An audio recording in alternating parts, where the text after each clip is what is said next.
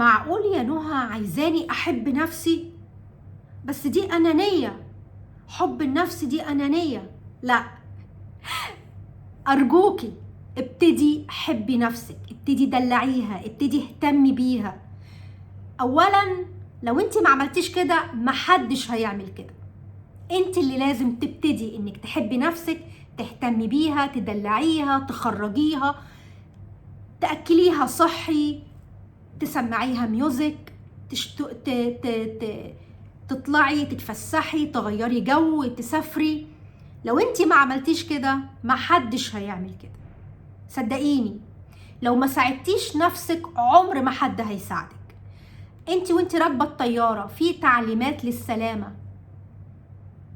من ضمن التعليمات بيقولك ايه؟ لما ينزل في حاله نزول الماسك بتاع الاكسجين، ساعد نفسك اولا وركب الماسك، وبعد كده ساعد الشخص اللي جنبك لما تقدر. ساعد الشخص اللي جنبك، يعني انت الاول لازم تهتم في حالك، لازم تساعد حالك. تساعد حالك ازاي؟ انك تحبها، تهتم باكلها، انك تقرا كتاب، انك تخرج تغير جو، انك تسمع ميوزك، انك تلعب رياضة.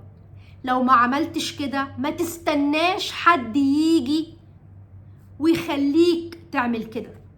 انت اللي لازم تعمل كده لنفسك. بحبكم.